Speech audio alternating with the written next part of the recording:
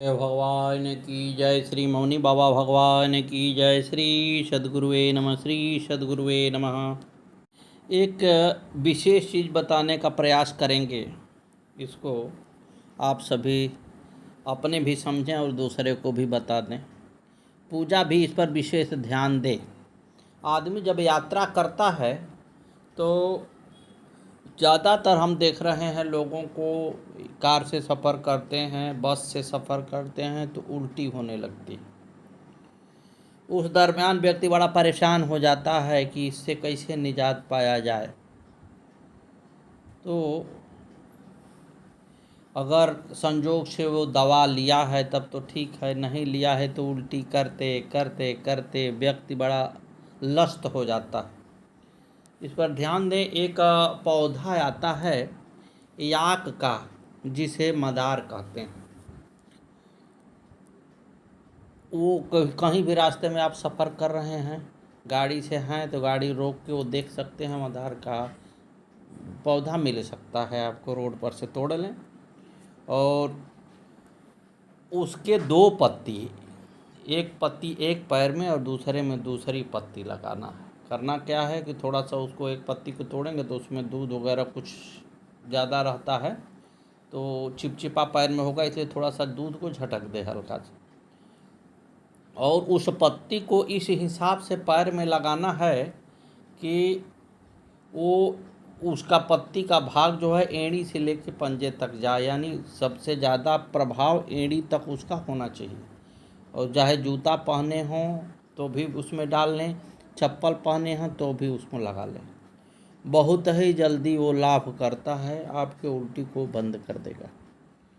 सद्गुरुदेव भगवान की जय। एक और बात है, कुछ सज्जनों ने मुझसे नंबर मांगा है अपना। आप नंबर हमारा ले सकते हैं। हमारा नंबर है 860 17 27 301। लेकिन हम आपसे प्रार्थना ये करेंगे कि ये मुझे अब करीब करीब 50 वर्ष की अवस्था हो गई है, ये ज्ञात हो गया है कि धरा की चीज़ धरा पर ही रह जाती है, कोई काम नहीं आता है। इसलिए साहब, जो काम आना है वो भक्ति आनी है, उसी के चक्कर में मैं ज़्यादा पड़ा रहता हूँ। हमसे अगर बात करना हो आपको, पहले तो ज़रूरी हो तो आप मिल लें, वो अति उत्तम है। हर रविवार को आश्रम पर मैं रहता हूँ, आप मुझसे मुलाकात कर सकते हैं। अगर फ़ोन से बात करनी हो तो रात में 8 बजे के बाद किसी दिन, रविवार को पूरे दिन आप हमसे बात कर सकते हैं। अन्यथा साहब, फ़ोन करने से बचें, क्योंकि हम भी अपने कार्य में ही संलग्न रहते हैं। सबका अपना अपना कार्य होता है और मुझे कार्य यही समझ में आता है कि प्रभु के भजन करके कुछ ऊपर जाने पर जो कमाई है उसको कर लें, ताकि पुनः न आना पड़े।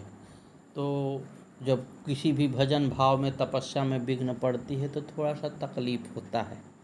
इसलिए किसी भी व्यक्ति को अगर मुझसे मिलना है, और मिलने का तात्पर्य है कि कोई कष्ट है, किसी तरह की समस्या है, तो आप मुझसे मिल सकते हैं। मैं उसका रास्ता बता सकता हूँ। चलना और नहीं चलना ये तो आपके ऊपर डिपेंड करता है कि आप उस पर चल भी पाएंगे कि नहीं चल पाएंगे, ये आपकी मर्ज़ी है। हाँ, हम सुझाव ज़रूर देंगे, बता सकते हैं आपको कि आप कैसे चलें। तो सबकी अपनी प्रक्रिया है साहब, इसलिए हम ये अनुरोध करेंगे कि अगर आप नज़दीक के हैं, कोई समस्या है, मुझसे सुझाव लेना चाहते हैं, तो आप आश्रम पर मिल सकते हैं। नहीं तो हमने नंबर आपको दिया है, समय भी बता दिया है। थोड़ा सा दूसरे को भी हमको ख्याल रखना चाहिए कि उसको भी कोई दिक्कत परेशानी ना आवे, वो क्या कर रहा है, क्योंकि जिसको जो सत्य समझ में आता है उस पर वो चलता है। आपको कुछ और समझ में आता होगा सत्य, हमको कुछ और समझ में आता है, जो आता है उस पर चलना ही चाहिए। सद्गुरुदेव भगवान की जय। देखिए, आज की स्थिति बड़ा भिन्न हो गई है। न बहू सास को समझती है, न सास बहू को समझ पा रही है। इससे सभी लोग बचें और हमारे हिसाब से पुरानी बात को आप सभी त्याग दें। उतना ही बहू को सम्मान दें जितना आप अपने पुत्री को सम्मान देती हैं, और बहू भी उतना ही सम्मान अपने सास का दे जितना वो माँ को सम्मान देती है। तभी कुछ काम बन सकता है साहब, नहीं स्थिति बहुत गड़बड़ है। और जितनी तेज़ी से ये प्रकृति अपना प्रकोप डाल रही है, तो पहले की माताएं थीं, उनकी बहू आती थी तो बहू अपने सास की सेवा करती थी। आज धीरे धीरे देख रहे हैं लुप्त हो रहा है। जब पुत्र पैदा होता था तो बाप कहता था कि हमारा एक लाठी का सहारा हो गया है, क्योंकि पुत्र का कर्तव्य क्या है? अपने पिता का सेवा करना, अपने पिता को माता को पार लगाना, और बहू का कार्य है कि अपने सास का सेवा करना। लेकिन आज की स्थिति बड़ा विपरीत जा रही है। सभी माताओं से हम अनुरोध करेंगे कि बहू को बड़े प्यार से रखने की ज़रूरत है, और माताओं से ही ये पृथ्वी चलती है और माताओं से ही ये परिवार चलता है। आप ध्यान से ज़रा देखें, जिससे घर बंटवारा हुआ है माताओं की वजह से ही हुआ है, और कोई कारण नहीं रहा। और आज नहीं कल बागडोर जिसको हम परेशान करते हैं उसी के हाथ में जाती है। दूसरे घर की कन्याएं मेरे घर आ गई, साल 2 साल हमने खूब तंग किया, लेकिन अंत में जब सत्ता उसके हाथ में आती है, और आनी भी तय है। जैसे आज मेरे माँ के हाथ में मेरे घर की सत्ता है, तो कल उसके बहू के हाथ में होगी। तो जैसे मेरी माँ ने अपने बहू को परेशान किया है, और थोड़ा नहीं तो ज़्यादा नहीं तो थोड़ा सा ही, लेकिन उसकी बहू भी उसको तंग करेगी। इसलिए इससे आप सभी बचें, दोस्ताना व्यवहार रखें, और ब्रह्म का निवास हर व्यक्ति में है। चांस न दें किसी को, नहीं तो ये ज़रूर होगा कि आज हमारी पारी है तो कल आपकी बारी आनी ही आनी है। जिसको हम सास कहते हैं क्या चीज़ है, वो भी तो बहू ही रही है। इसलिए इस सिलसिला को तोड़ें। सास माने माँ, बहू माने पुत्री को समझें। इस स्थिति को थोड़ा आप सभी संभाल के चलें। स्थिति बद से बदतर होती जा रही है। हम देख रहे हैं कि जो बहुएं माँ की सेवा करती थी, सास की सेवा करती थी, वो चीज़ आज लुप्त हो रही है। आपस में सामंजस्य दूर दूर तक दिखाई नहीं दे रहा है। इसलिए आप सभी माता बहनों से ये अनुरोध है, और ख़ास तौर से लड़कियों से मैं प्रार्थना करूँगा। इस पर एक कथा भी बताऊँगा, और ये अनुरोध करूँगा कि आप जिस घर में जा रही हो वो आपका घर है। थोड़ा सा मिला जुला के ही चलें, भक्ति भाव को कभी न छोड़ें। ये हमारा प्रथम निर्देश है कि प्रभु के चरणों का आश्रय बराबर लिए रहें। आप गई तो पहले बहू जाती है तो सबसे बड़ी चीज़ क्या होती है कि गांव पड़ोस और ये सब देखता है कि उसको बच्चा हुआ कि नहीं हुआ। तो और होना भी नेचुरल है, पारिवारिक स्थिति ऐसी है, वंश की वृद्धि कराना है, इसलिए ऐसा होता है। उसमें आप अपने विचार को भागवतिक रखें। स्त्री और पुरुष अगर आपस में संपर्क करते हैं और प्रभु का स्मरण करते हुए संपर्क करें, तो उनका पुत्र जो बच्चा होगा वो उच्च कोटि का होगा, ये मान के चलिए। अगर आपके दिमाग में जरा से भी उथल पुथल है, गंदी भावनाएं हैं, तो बच्चा भी आपका गंदा होगा, मानिए। इसलिए संपर्क करना तो होता ही है, कामदेव ने किसी को छोड़ा ही नहीं। तो इसमें शुद्ध आचरण तो रखिए। ये क्षण भर की प्रक्रिया है साहब, किसी की हस्ती नहीं है कि पूरे दिन और रात करे। क्षण भर की प्रक्रिया है, उसमें भागवतिक विचार रखिए, प्रभु का स्मरण करिए, अपने गुरुदेव का स्मरण करके ही ये सब क्रिया संपन्न करिए, ताकि जो गर्भाधान में आपका बच्चा पले वो बहुत ही ऐश्वर्यशाली हो। सद्गुरुदेव भगवान की जय। एक वाक्य आपको हम बताते हैं इसी पर। हिरण्याक्ष को जब भगवान ने मार दिया था, तो हिरण्यकश्यप जो है गया ब्रह्मा जी के पास, और उसने कहा कि ब्रह्मदेव मुझे ऐसी उपाय बताइए जिससे मैं नारायण का संहार कर सकूं। ब्रह्मदेव हंसे और कहे कि तुम्हारी मति मारी गई है, तुम कभी भी नारायण का संहार नहीं कर सकते। उसने कहा क्यों? तो उन्होंने कहा कि वो तो अमर हैं। तो हिरण्यकश्यप बड़ा विचार किया और सोचा कि अगर नारायण अमर हैं तो हम भी क्यों ना अमर हो जाएं। जब हम अमर हो जाएंगे तो हमारी उनके बराबर की लड़ाई होगी। अब वो जो है चला गया तपस्या करने पर्वत पर। वहाँ तपस्या कर रहा है तो नारद जी एक पेड़ के खोड़रे में, खोड़रा आप लोग जानते होंगे, उसमें सुग्गे का रूप धारण करके जब हिरण्यकश्यप ओम ब्रह्मदेवाय नमः, ओम ब्रह्मदेवाय नमः ऐसा करें उच्चारण, तो वो खोड़रे में से सुग्गे का रूप नारद जी धारण करके नारायण नारायण नारायण करते थे। वो थोड़े देर में घबरा गया, कहा लग रहा है यहाँ बड़ी अशांति है। फिर आगे बढ़ा, कहा अब दूसरे जगह जाएंगे जहाँ एकदम शांति हो, वहाँ जाके कहेंगे। वहाँ जाके तपस्या करने लगा। फिर नारद जी वहाँ पहुँच गए और नारायण नारायण का उच्चारण करने लगे। घबरा गया वो, फिर चला गया वापस। जब घर पहुँचा तो उनकी पत्नी कयाधु ने पूछा कि स्वामी आप तो तपस्या करने गए थे, आप वापस कैसे चले आए? तो उन्होंने कहा कि बड़ी विचित्र स्थिति है, हमने लग रहा है कि सही समय पर तपस्या करने नहीं गया, इसलिए मेरी तपस्या संपन्न नहीं हो रही है। मुझे जो है पहले पंचांग वगैरह देखवाना चाहिए था कि मुहूर्त सही है कि नहीं है। अब जब हम वहाँ जाके तपस्या कर रहे हैं तो कोई पंछी आके नारायण नारायण कर रहा है। वहाँ से भगे दूसरे जगह गए, वहाँ पर भी हम तपस्या कर रहे हैं, वहाँ भी दूसरा पंछी पहुँच गया, वो भी नारायण नारायण कर रहा है। पक्षियों से हम घबरा के वापस चले आए कि तपस्या नहीं हो पाएगी, समय इस समय अनुकूल नहीं है। कयाधु समझ गई कि प्रभु की कृपा होने लगी है। वो तत्काल भगवान नारायण का स्मरण करती है और मन में अपने ठान ले कि कम से कम 108 बार इनसे एक माला का नाम तो जरूर नारायण का मैं ले जाऊँगी। इसके बाद वो चली गई, उनकी बात को सुनी, चली गई।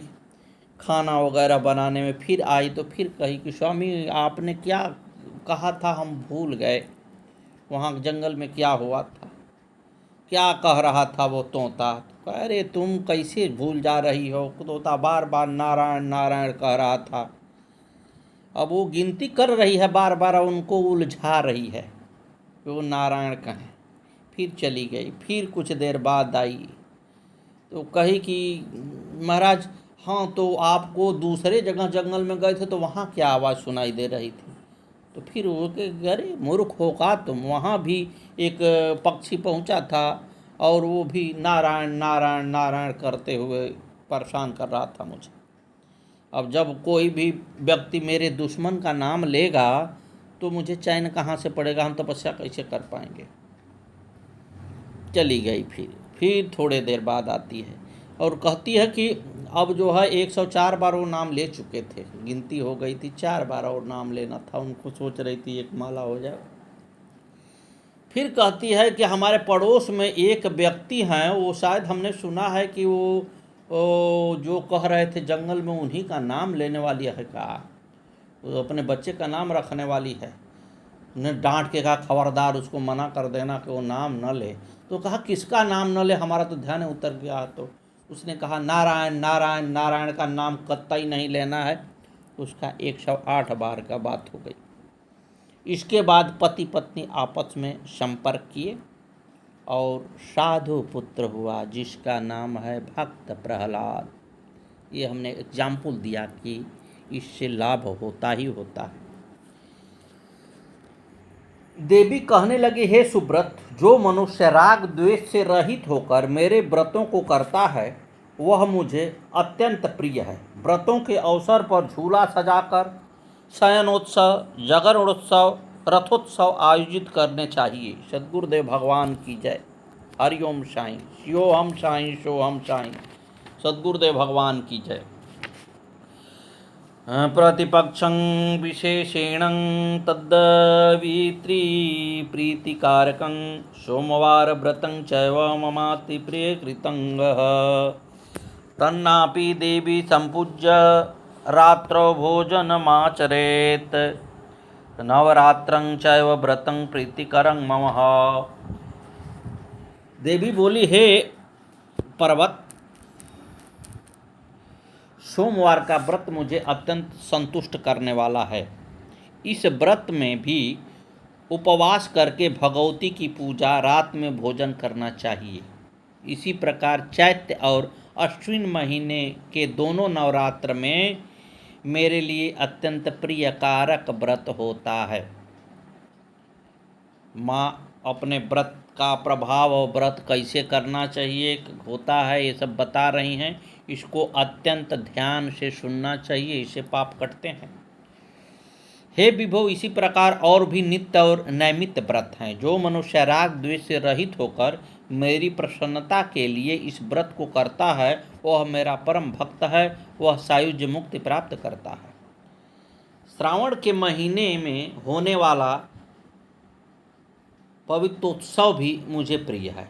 उत्सवों के मेरे भक्तों को, कुमारी कन्याओं, सुवासिनी स्त्रियों और बटुकों को मेरा ही रूप जानकर प्रेम पूर्वक भोजन कराकर वस्त्र, धन और फल फूलों की दक्षिणा देकर के संतुष्ट करना चाहिए। मेरे इस उत्सवों को जो भक्त प्रतिवर्ष करता है वह मेरा अत्यंत प्रिय बन जाता है। देवी कहने लगी, हे पर्वतराज, मेरी पूजा दो प्रकार की है, बाह्य और अभ्यंतर।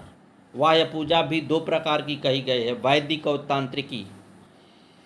हे भूधर, तुम जो मेरा महान रूप, अत्यंत अनंत मस्तक, नेत्र और अनंत चरण और अनंत शक्तियों से युक्त मेरे अनंत हाथों को देख चुके हो, उसी रूप का नित्य पूजन, नमन, ध्यान और स्मरण करना चाहिए। आप दंभ तथा अहंकार से रहित होकर यजन, दर्शन और ध्यान कीजिए। शक्ति भाव से यज्ञ, तप, दान के द्वारा मुझे संतुष्ट कीजिए। ऐसा करने पर मेरी कृपा से आप भवबंधन से छूट जाएंगे। धर्म से भक्ति और भक्ति से पर ब्रह्म का ज्ञान प्राप्त होता है। कैसा होता है साहब? धर्म से भक्ति और भक्ति से परम ब्रह्म को प्राप्त किया जा सकता है। हे भूधर, जिस प्रकार लोक में राजा की आज्ञा की अवहेलना नहीं होती, उसी प्रकार मुझ सर्वेश्वरी की आज्ञा रूपिणी उस श्रुति का भी त्याग कैसे हो सकता है? मेरी आज्ञा पालन करने के निमित्त ही ब्राह्मण और क्षत्रिय आदि जातियां मेरे द्वारा सृजित की गई हैं। मनुष्य शरीर के संबंध में रामचरितमानस में लिखा गया है, बड़े भाग मानुष तन पावा, सुर दुर्लभ शव ग्रंथ ही गावा, साधन धाम मोक्ष कर द्वारा, पाई न जेहि परलोक सवारा, यही तन कर फल विषय न भाई, स्वर्ग स्वल्पयंत दुखलादायी। सद्गुरुदेव भगवान की जय। देवी बोली, हे भूधर, जब जब धर्म की हानि होती है और अधर्म की वृद्धि होती है, तब तब मैं विभिन्न अवतार धारण करती हूँ। हे राजन, इसलिए देवताओं और दैत्यों का विभाग हुआ है। जो लोग उन धर्मों का सदा आचरण नहीं करते, उन्हें शिक्षा देने के लिए मैंने अनेक नरकों की व्यवस्था बना रखी है। उनके सुनने मात्र से भय उत्पन्न हो जाता है। यदा यदा हि धर्मस्य ग्लानिर्भवति भारत, अभ्युत्थानं धर्मस्य तदात्मानं सृजाम्यहम्। श्री कृष्ण अर्जुन से कहते हैं, हे भारतवंशी, जब भी जहाँ भी धर्म का पतन होता है और अधर्म की प्रधानता होने लगती है, तब तब मैं अवतार लेता हूँ। जब जब होई धर्म की हानि, बाढ़हि असुर अधम अभिमानी, तब तब प्रभु धरी विविध शरीरा, हरहि कृपा निधि सज्जन पीरा। सद्गुरुदेव भगवान की जय। देवी बोली, प्रातःकाल उठकर सिर में प्रतिष्ठित ब्रह्मरांत्र में कर्पूर के समान आभा वाले उज्ज्वल कमल का ध्यान करना चाहिए। उस पर अत्यंत प्रसन्न वस्त्र आभूषण से सुसज्जित तथा शक्ति से संपन्न अपने ही स्वरूप वाले श्री गुरु विराजमान हैं। देखिए, गुरु का ही बराबर वेद जो है ध्यान करने के लिए बोलता है। ऐसी भावना करनी चाहिए जिन्हें प्रणाम करने के अनंतर विद्वान साधक को भगवती कुंडलिनी शक्ति का इस प्रकार ध्यान करना चाहिए। प्रथम प्रयाण में अर्थात ब्रह्मरंध्र में संचरण करने पर प्रकाश पुंज रूपी, प्रतिप्रयाण में अर्थात मूलाधार में संरक्षण करने वाली अमृतमयी स्वरूप वाली तथा अनंत पद में अर्थात सुषुम्ना नाड़ी में विराजने पर आनंदमयी स्त्री रूपिणी देवी कुंडलिनी को मैं शरण ग्रहण करता हूँ। इसके बाद मुझ भगवती का ध्यान करके अग्निहोत्र करें। आसन पर बैठकर संकल्प करके भूत शुद्धि का मातृका न्यास, हलेखा मातृका न्यास करना चाहिए। मूलाधार में हकार, हृदय में रकार, भूमध्य में इकार तथा मस्तक में ह्रींकार का नाम न्यास करना चाहिए। फिर पीठ की कल्पना कर प्राणायाम के प्रभाव से खिले हुए हृदय कमल रूपी स्थान में पंच प्रेतासन के ऊपर महादेवी का ध्यान कर ब्रह्मा, विष्णु, रुद्र, ईश्वर और सदाशिव जो मेरे ही स्वरूप हैं उनका ध्यान कर मानसिक भोग सामग्री से पूजा करके जप भी करें। इस प्रकार आसन, आवाहन, अर्धपाद्य, याचमन, स्नान, 2 वस्त्र, हर प्रकार के आभूषण, गंध, पुष्प आदि भगवती को यथोचित रूप से भक्तिपूर्वक अर्पण करके यंत्र में लिखित आवरण देवताओं को की विधिवत पूजा करनी चाहिए। प्रतिदिन पूजा करने में असमर्थ लोगों के लिए देवी की पूजा हेतु शुक्रवार का दिन निर्धारित है।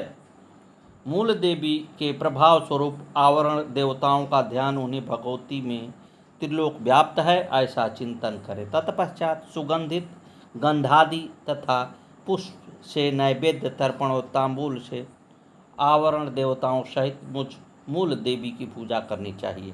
फिर आपके द्वारा रचित सहस्त्र नाम, देवी कवच, अहं रुद्रभिः सूत्र, हल्लेखोपनिषद, दिव्यार्थशीर्ष और महाविद्या के मंत्रों से मुझे बार बार प्रसन्न करना चाहिए तथा पुलकित अंगों और अवरुद्ध वाणी से आर्त मन से मुझ जगतधात्री के प्रति क्षमा अपराध की प्रार्थना करें और नृत्य, गीतादि वेदता पुराणों से जो मेरे अंश हैं उनके द्वारा मुझे प्रसन्न करें। सद्गुरुदेव भगवान की जय। बादशाह का दरबार लगा हुआ था। बादशाह की बेगम भी दरबार में थी। एक मुजरिम को सज़ा सुनाई जानी थी। उसका कसूर यह था कि वह औरत का वेश धारण करके मीना बाजार में चला गया था जहां मर्द के जाने पर पाबंदी थी। मुजरिम ने बेगम का नूर देखने के लिए ही औरत का लिबास पहना था। संयोगवश उसका भेद खुल गया और वह पकड़ा गया। जब सज़ा सुनाने का वक्त आया तो दरबार में मौजूद लोगों ने कहा इस आदमी को फांसी दे देनी चाहिए। जब मुजरिम को अपने बचाव में कुछ कहने को कहा गया तो वह बोला, जहाँ पनाह मेरी माँ बचपन में मर गई थी। मुझे मेरे सगे संबंधी और दोस्त हमेशा यही कहते थे कि तुम्हारी माँ की सूरत बादशाह सलामत की बेगम साहिबा से मिलती थी। वह भी इतनी ही खूबसूरत थी। मैं इसी तमन्ना को लेकर मीना बाजार में गया था कि अपनी माँ को तो न देख सका, कम से कम बेगम साहिबा का दीदार करके उनमें अपनी माँ को देख लूँगा। बादशाह ने उसे माफ़ कर दिया। सद्गुरुदेव भगवान की जय। एक चोर एक रात एक दुकान में घुसा। दुकान की खिड़की की चौखट पर उसने पांव रखा और चौखट चरमरा कर टूट गया। चोर धड़ाम से गिर गया और उसकी टांगें टूट गई। जब उसे अदालत में पेश किया गया तो उसने कहा, मैं चोरी की सज़ा भुगतने के लिए तैयार हूँ, लेकिन मेरे साथ न्याय होना चाहिए। न्यायाधीश को लगा बात तो ठीक है। उसने कोतवाल और सिपाही से कहा, उस दुकानदार को पकड़ लाओ जिसकी खिड़की से गिरकर इसकी टांगें टूटी हैं। दुकानदार ने कहा, मैंने हाल ही में नई खिड़की लाई थी। जिस बढ़ई ने यह कमज़ोर खिड़की बनाई गलती उसी की है, मुआवजा उसी से वसूलना चाहिए। जब सिपाही बढ़ई के पास पहुंचा तो वह बोला, जब मैं खिड़की बना रहा था तो एक बहुत दिलकश नज़र आने वाली औरत वहां से गुजर रही थी। मेरा ध्यान अनजाने में उसकी तरफ चला गया और खिड़की का जोड़ ढंग से नहीं लग पाया। सारी गलती उस औरत की है। औरत को ढूंढ निकाला गया। वह बोली, मैं तो एक मामूली औरत हूँ। उस दिन मेरे पति ने मुझे एक इतनी आकर्षक पोशाक सलवार दी थी कि जो देखता ही रह जाता था। गलती मेरे पति की है। औरत के पति को ढूंढना नहीं पड़ा, क्योंकि वह उस चोर की ही पत्नी थी। सद्गुरुदेव भगवान की जय।